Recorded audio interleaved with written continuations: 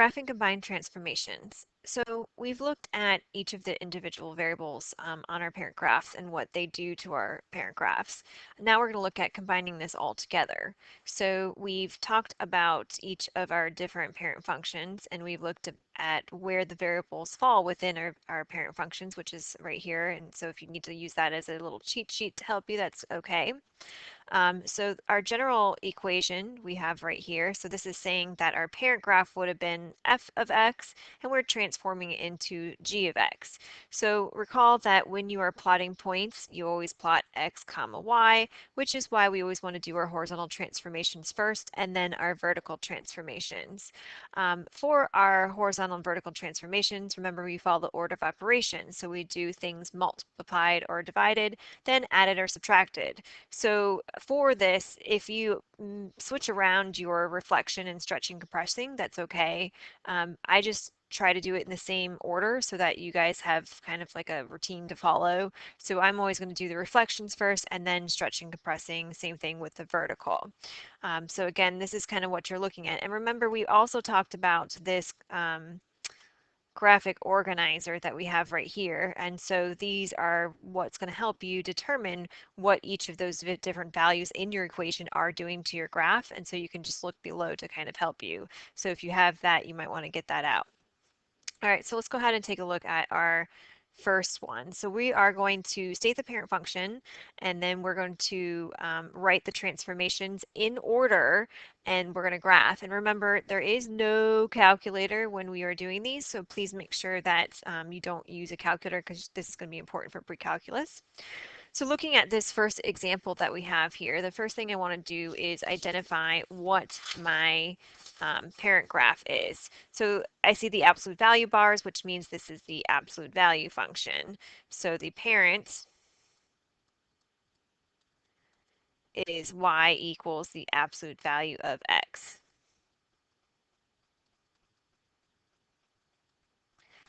And if it helps, you can go back to the top and write down the general equation, which is at the top of your paper. So y equals a times the absolute value b times x minus h plus k. So we need to identify the a, b, h, and k of our equation. So I can see that in front of my absolute value bars is my a. My b value is not there, which means if it's not there and it's being multiplied, remember it's 1. So b is right here. It's actually equal to 1. My h value is here, and this would be my k value. So we always want to follow our order of operations. So we're going to do b first, then h, then a, then k. So if you look here, we can, if you want to actually write it out, so b equals 1, h is equal to 1, a is equal to -1/2, and k is equal to -4. Remember that your h value, you don't write -1 because in the equation it's always x minus h. And so if you were to make h -1, then that would be minus -1, which means it would be x plus 1. So keep that in mind. That's why h is equal to 1 and not -1 here. So for my transformations, I can use my graphic organize to help me. When b is equal to 1, if I go to my chart here, b is not less than 0, so there is no reflection across the y-axis. 1, the absolute value is not bigger than 1, so there's no horizontal compression, and it's not in between 0 and 1, so there's no horizontal stretch. So remember, 1 times anything does not change your equation, which is why this b value of 1 does not do anything to my graph, so I don't need to write it down. So we already started with the parent graph. And let's go ahead and graph that. So remember, for the absolute value of 0 is 0, 1 is 1, 2 is 2, and you can do the same thing on the other side. When you're graphing these, make sure to use a ruler if it's a straight line, and also make sure that you use the entire page. So now we have our absolute value graph. So the next thing I want to do is go ahead and take a look at the next transformation. So B did nothing. So the next transformation would be H, because that's moving our graph to the right 1. Because that's H equals 1. So that's the next thing I'm going to do. My graph is actually just count right 1 for each of the different points that I have. Now that I've moved my graph right 1, the next one's going to be then my vertical movements. So that's my A and then my K, because A is being multiplied, and then k is being added or subtracted. So in this case, a is equal to -1/2. So again, it doesn't matter if you do your stretches or compressions first or reflection. I like to do the reflections first just to, again, keep it in the same order. So remember when A is -1/2, that's a reflection across the x-axis. If you forget, you can use your chart. So A is less than 0, reflection across the x. And then the absolute value of A, is it bigger than 1? No. So it's in between 0 and 1, which is a vertical compression by the absolute value of A. So that's the next step that we are going to do. So we have a reflection across the x, and so that's the next step. I'm going to graph. So when you're reflecting across the x-axis, that means that, again, this is the x-axis. It should just be like you're folding your graph in half, and it's going to look like it's opening down. And then after that, the negative, or the 1/2, remember we use absolute value, so the 1/2 is a vertical compression by 1/2. And so remember, VC just means vertical compression. So remember, these are the change in your y values, whereas the first one was a change in the x. So if you're changing your y values, you can look at points on this blue graph that we have, which was the reflection across the x-axis, and we can multiply our y-coordinates by half. So I'm going to actually just pick out y-coordinates that are easy to use, so things that are divisible by 2. So here we have 0. 0 divided by 2 is 0. So then next nice y-coordinate would be divisible by 2 would be, of course, 2. So that's this point on my graph. And if I use this point right here on my graph, so that means that 2 divided by 2 is 1. So this point moves to this point right here, and then we could keep on going. So I'm going to actually put that in a different color so you can see. So we move this point to this point up here. So the next y-coordinate I have would be 3. And again, 3 divided by 2 is not quite a nice value to put on our graph. So let's go ahead into 4. So I'm going to use this point here at 4. And I should have said -4 and -2. Sorry, that was my bad. So -4 divided by 2 would give me a value of 2. So that means this point is going to move up to here. So that moves to there. And then if we go to the next coordinate that is divisible by 2, that would be 6. And 6 divided by 2 is 3. So that means that that point is going to move to here. And you can see your graph is starting to take shape. And of course, we would do that on the other side as well. So this point moves here. And then we have a y-coordinate 4, which moves to here. And then 6 would move to -3. And then I'm going to use my ruler to graph this.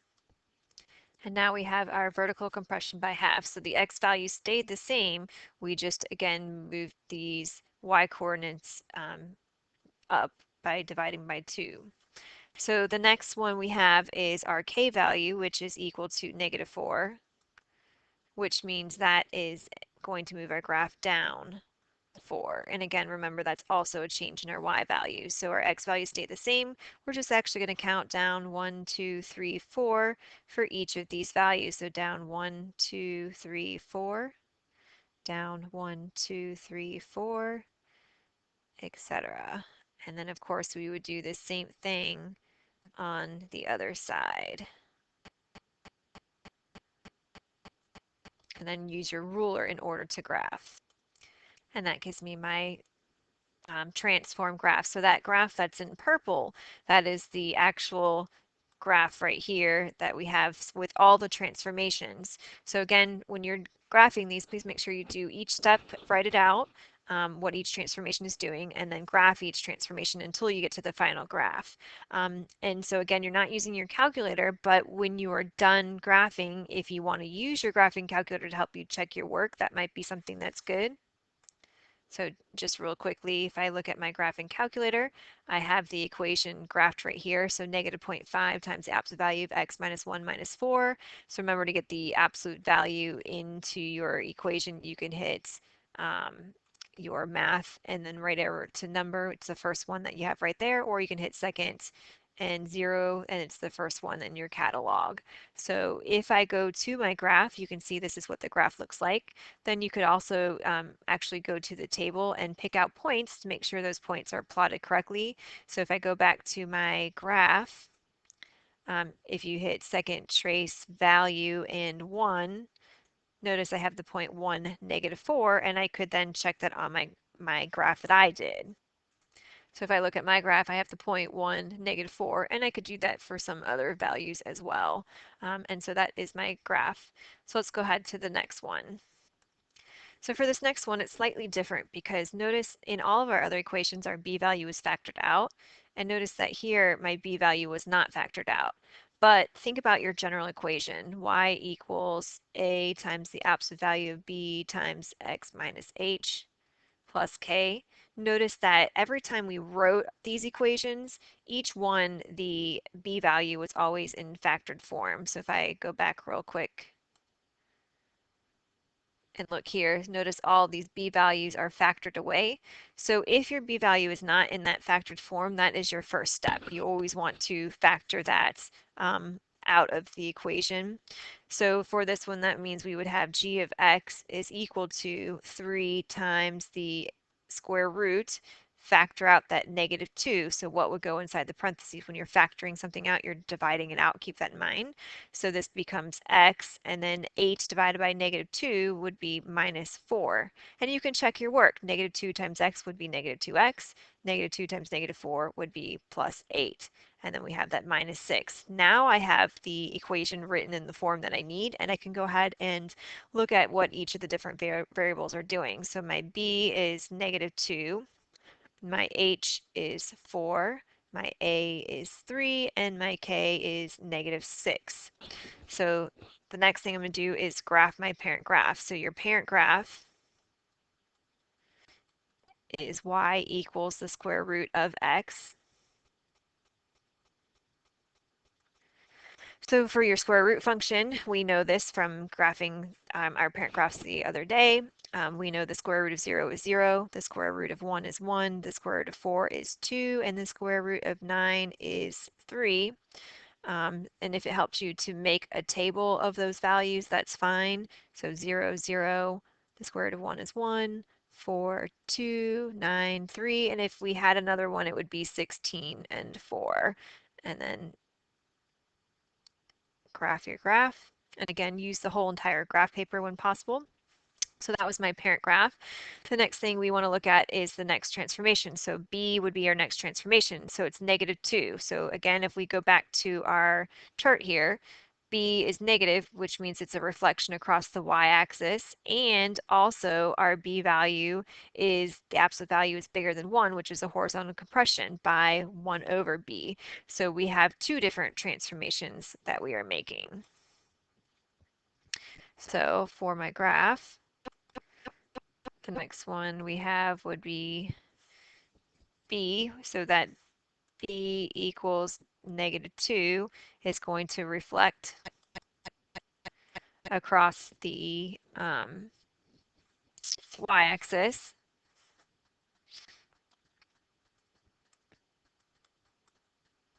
So that would be the next one I'm going to do. So I'm going to see, here's the y-axis.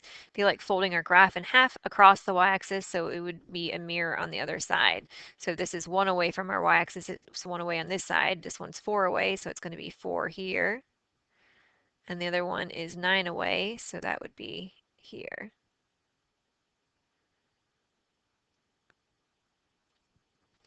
Then the next thing we want to do is that 2 value for the B would be a horizontal compression by 1/2, using our graphic organizer to help us with that transformation. So horizontal compression by 1/2, because it's always the absolute value of 1 over B. So horizontal compression, remember these are changing your x values. So your y value stayed the same, you're just going to change x. So this is an x value of -9. So -9 divided by 2 would be -4.5, which would be here. Then we have this value, which is an x value of -4. So -4 divided by 2 would give me -2, and -1 divided by 2 is -1/2, and 0 stays here. I'm going to graph one more point, which we did not graph in our parent graph, which was 16 and 4. So we would have had on this graph -16 and 4, which would have been somewhere over here. So 16, that negative x value, if you divide that by 2, would be -8. So I'm actually going to plot the point -8 and 1, 2, 3, 4. So that would also be on this graph. And you don't really need to do that, but it just kind of gives us another point to use. So now I have my horizontal compression by 1/2. So that was my B, so that means H is next. So H, remember, is equal to 4. So since that H value is 4, that means we're going to move our graph right 4. So on my graph, I'm just going to actually count right 4 for each point that I have.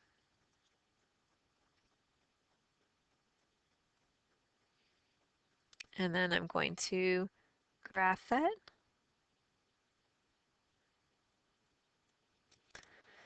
So now we're done with our horizontal transformations and we can move on to our vertical ones. So that's our A and our K, which is 3 and -6. So of course we do multiplication, division first, and then addition, subtraction. So that 3 would be the next one that we're going to take a look at. So when your A value is 3, that is a vertical stretch by 3. So remember, vertical means that we are changing our y values. So if I look at this graph here that's in yellow, if I change my y values, I would multiply them then by 3. So 0 times 3 stays here at 0. This is a y value of 1, so 1 times 3 is 3. This is a y value of 3, so 3 times 3 would give me 9. And this is y value of 4, so that would be way off our graph, so we don't even have to worry about that one. This is why it's really important when you're graphing to always make sure you're very accurate when you're with your points when you're plotting your parent graph. So then the last transformation that we have is the k value, which is -6, which means our graph is going to be moving down 6. So let's actually use a different color.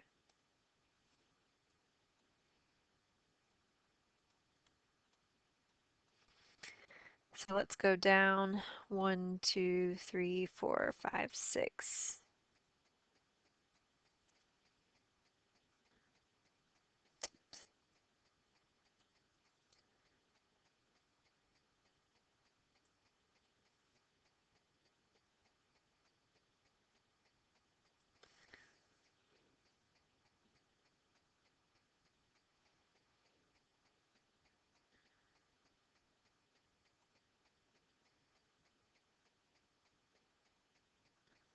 And that gives me my final transformed graph that I have. And of course, if I wanted to, I could plug this into my calculator to check. So in my graphing calculator, I could plug that in. And then if I hit graph, you can see this is what my graph looks like. And that one point that we had on our graph looked like it was at 4, -6. So second trace value, if I hit 4, I should get -6, which I do.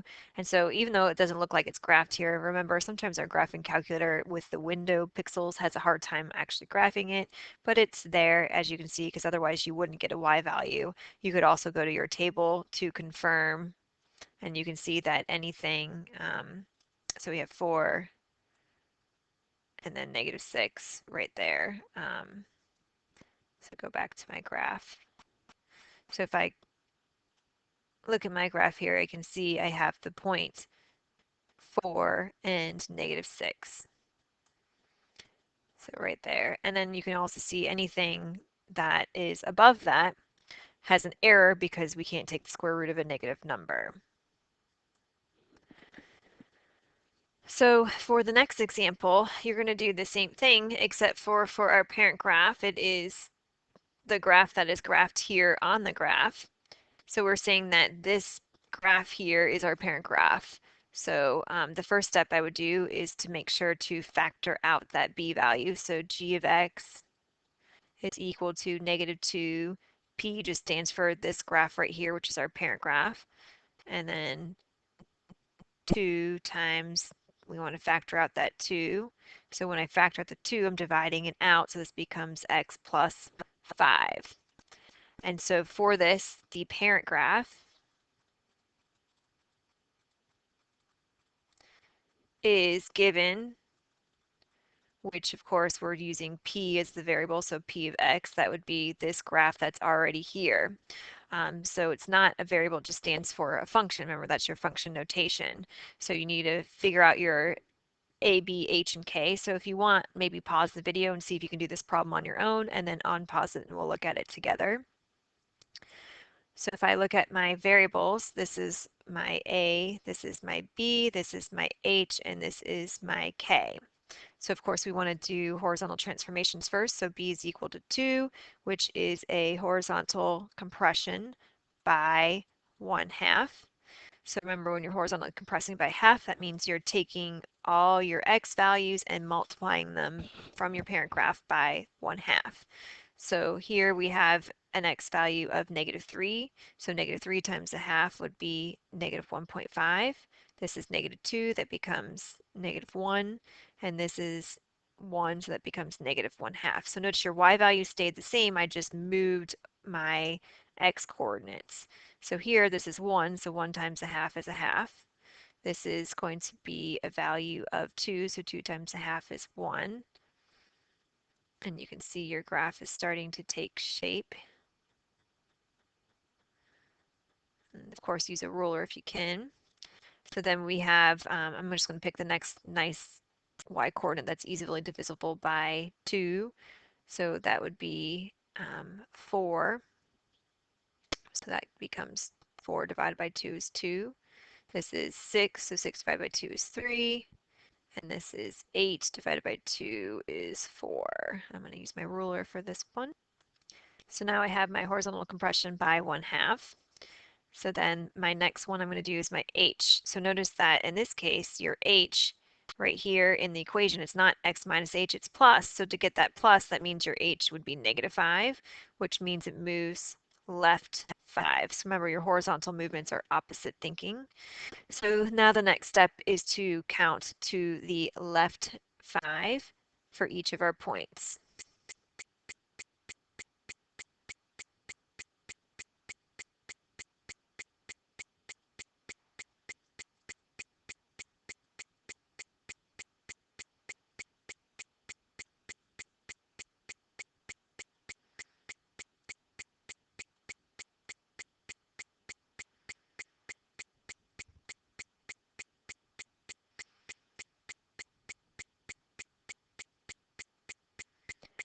I'm going to use my ruler for the next part.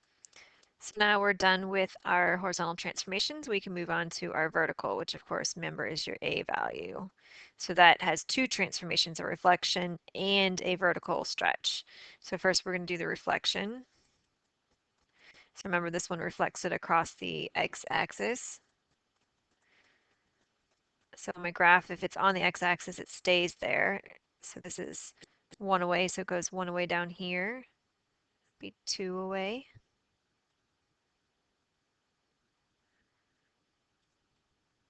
This one again stays. I'm going to use my ruler to connect those. So now I have my reflection across the x-axis, and the next step is going to be a vertical stretch by 2. And remember, these changed my y values, so that means I'm only going to be multiplying my y values by 2 and keeping my x values the same. So here this is y value of 0, so 0 times 2 stays 0. This is 1, so 1 times 2, or excuse me, negative 1 times 2 would be negative 2. This is negative 2, so negative 2 times 2 becomes 4. And this point right here is at negative 4, so negative 4 times 2 becomes negative 8. This one would come here. It stays at 0. And this point right here is at positive y value of 2, so 2 times 2 is positive 4. So now I'm going to use my ruler to connect those dots. So now I have my vertical stretch by 2, and the last step, of course, is my k value. So k is equal to positive 6, positive 6, which means we're moving it up 6 units. So I'm going to take this graph in purple and actually count up. And so now I took that graph in purple and I just counted up 6 from that graph. So this graph in blue is the final transformation. So that means that this is all of the transformations made to that parent graph that we have. And that's it.